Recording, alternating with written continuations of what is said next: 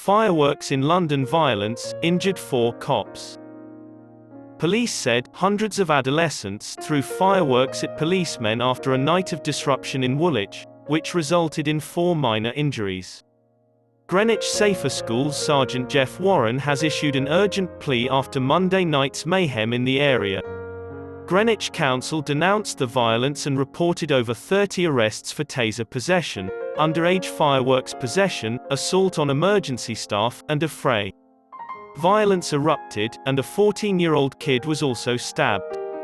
It has been determined that the victim is in a stable state and has not sustained life-altering injuries.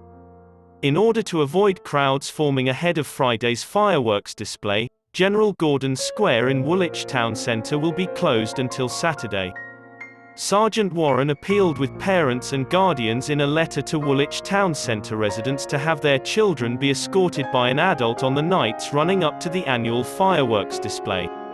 On Halloween night, a young guy was stabbed in the vicinity, according to authorities.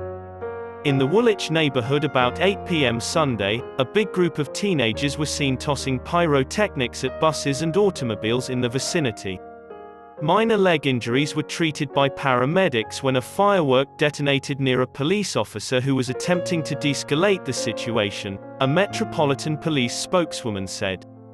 Sergeant Warren urged parents to pick up their children if they are seen in the town centre. Locals in Woolwich also voiced their disbelief at this week's chaos in the region. "This is very heartbreaking to read," a local remarked on Twitter. "Woolwich was a horrible sight to see on Sunday night. Wake up your parents. When it comes to supporting the police, parents need to come together." The police and the city council are seeking further information on the fireworks violence.